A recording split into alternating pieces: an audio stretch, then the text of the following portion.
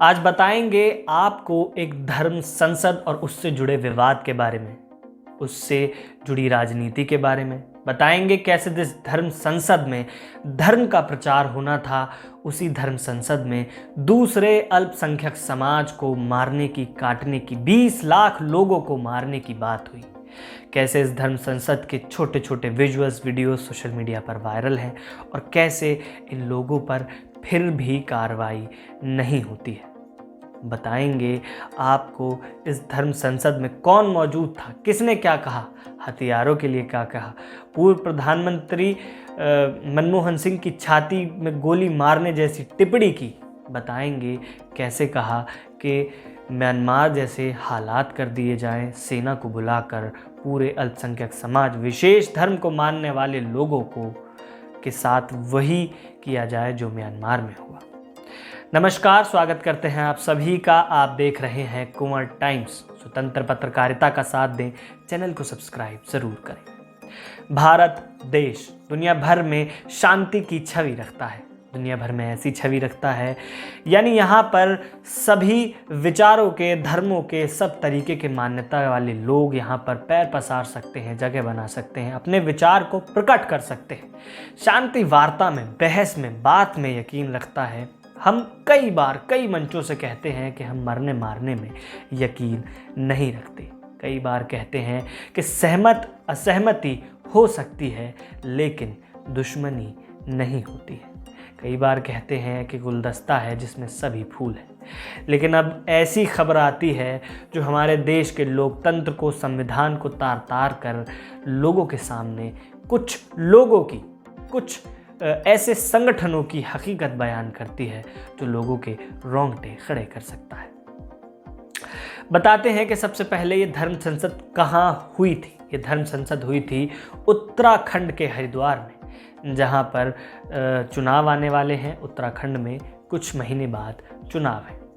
ये धर्म संसद 17 दिसंबर से 20 दिसंबर को हुई थी। इस धर्म संसद में बहुत से लोग मौजूद थे, नामी ग्रामी लोग, जिनके बयान हम आपको बताएंगे। फिर आप खुद ही विश्लेषण कीजिएगा कि कितने हमारे देश के हित में। सबसे पहला नाम है स्वामी प्रबोधानंद का। स्वामी प्रबोधानंद का ये हिंदू रक्षा सेना संगठन से जुड़े हैं, जो उत्तराखंड और पश्चिमी यूपी में सक्रिय है। यानी कि ये संगठन उत्तराखंड और पश्चिमी यूपी में सक्रिय है। यहाँ इन्होंने कहा कि ऐसा ही होना चाहिए इस समाज के लोगों के साथ, एक विशेष धर्म के लोगों के साथ, अल्पसंख्यक समाज के लोगों के साथ, यानी मुसलमानों के साथ, जैसा म्यांमार में हुआ। जैसे सेना ने सड़क पर उतरकर वहाँ के मुसलमानों के साथ किया। क्या किया ये दर्शक जानते हैं, किस तरीके से मुसलमानों का नरसंहार हुआ था, यानी कि नरसंहार करने की अपील की जा रही है। इसके अलावा दूसरा नाम है यति नरसिंहानंद का, जो जूना अखाड़े के महामंडलेश्वर हैं, यूपी के गाजियाबाद के डासना मंदिर के महंत हैं। यहाँ इन्होंने बड़े हथियार रखने की सलाह दी। महामंडलेश्वर यति नरसिंहानंद के बारे में आप जानते हैं, पिछले कुछ महीने पहले एक मुसलमान बच्चे का हिंदू मंदिर में पानी पीने का मामला खूब वायरल हुआ था। तीसरा नाम वसीम रिजवी का है, जो कुछ दिन पहले ही हिंदू हो गए हैं, इस्लाम धर्म को छोड़कर सनातन धर्म अपना चुके हैं। अब इनका नाम नारायण त्यागी हो गया है। चौथा नाम बीजेपी नेता अश्विनी उपाध्याय का है। ये नया संविधान लेकर आए थे जो भगवा रंग का था, जो हिंदी में था। यहाँ इन्होंने कहा कि शर्म की बात है, हिंदुस्तान में भगवा संविधान नहीं है, हिंदी में लिखा हुआ संविधान नहीं है। आपको बता देते हैं अश्विनी उपाध्याय के बारे में, ये वही हैं जिन्होंने जंतर मंतर पर एक विशेष धर्म के लोगों के लिए मारने और काटने के नारे लगाए थे। यहाँ अन्नपूर्णा माँ हिंदू महासभा की जनरल सेक्रेटरी भी थी। इन्होंने कहा कि मार सकते हो तो मार दो, 20 लाख लोगों को मारने के लिए हमें सिर्फ 100 लोगों की ज़रूरत पड़ेगी। यानी कहा गया कि 20 लाख लोगों को मारने के लिए 100 लोगों की ज़रूरत, 20 लाख लोगों को मारने के लिए उत्साहित किया गया। इसके बाद यहाँ पर और भी कई सारे कार्यक्रम हुए, जैसे कि शस्त्र चलाने की ट्रेनिंग के भी वीडियो यहाँ पर खूब वायरल हो रहे हैं। आप पूछेंगे पूरे कार्यक्रम का सार क्या है, इस 3 दिन के कार्यक्रम में कहना क्या चाहते थे। कहना ये चाहते थे कि हिंदू धर्म खतरे में है, सनातन राज्य बनाना है, सनातन धर्म का राज्य बनाना है, हिंदू राष्ट्र बनाना है। इसके अलावा मुसलमान को हटाना है। हटाने शब्द का इस्तेमाल कर रहे हैं क्योंकि कार्यक्रम की गरिमा को हमें ध्यान में रखना है, चाहे लोग बयान देने वाले बेशक गरिमा का ध्यान ना रखते हों। आप पूछेंगे कि जब इतना सब हो गया तो आखिर पुलिस प्रशासन क्या कर रहा था, क्यों उन्होंने इस पर ध्यान नहीं रखा, क्यों उन्होंने कोई एक्शन नहीं लिया। सिर्फ एक्शन अभी तक लेने की अगर हम आपको बात बताएं, अभी तक मीडिया रिपोर्टों के मुताबिक, मिली खबरों के मुताबिक प्रशासन ने कोई भी एक्शन नहीं लिया है। कहा जा रहा है इस धर्म संसद में जो लोग जुड़े थे वो काफ़ी रसूखदार हैं। बाकी दर्शक समझदार हैं कि क्यों एक्शन नहीं हो रहा है। लेकिन एक बात यहाँ पर ज़रूर उठकर आती है, हिंदुस्तान एक गुलदस्ता है। हमेशा कहते हैं हम, एक गुलदस्ता जिसमें सब तरीके के फूल हैं, एक गुलदस्ता जिसमें हिंदू, मुसलमान, सिख, ईसाई हैं।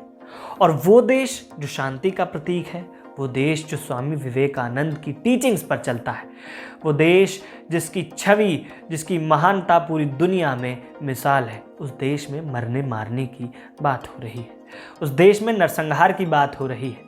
हम जानते हैं किस तरीके से धर्म के नाम पर इतिहास में सबसे बड़े युद्ध हुए हैं, सबसे बड़ा नरसंहार हुआ है, चाहे यरूशलेम हो या फिर जर्मनी में यहूदियों के साथ हुआ नरसंहार, जो छोटे छोटे कार्यक्रमों से शुरू होकर एक बड़े कार्यक्रम में बदल जाता था। इसी तरीके के कार्यक्रम शुरू होते थे और फिर एक बड़ा ऐसा नरसंहार होता था जिसमें बहुत से लोगों को ले जाकर मार दिया जाता था।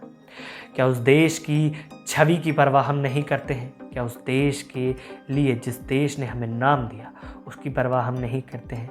क्या ये भी राष्ट्र हित में है?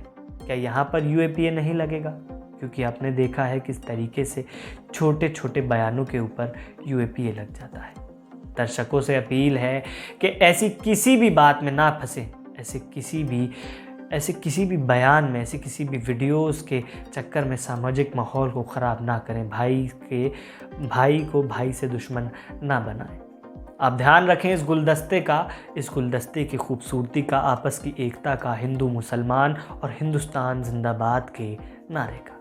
बाकी आप इस वीडियो के बारे में क्या सोचते हैं कमेंट कर ज़रूर बताएं। किसी सोशल मीडिया प्लेटफॉर्म पर देख रहे हैं तो फॉलो ज़रूर करें, यूट्यूब पर देख रहे हैं तो सब्सक्राइब ज़रूर करें। नमस्कार।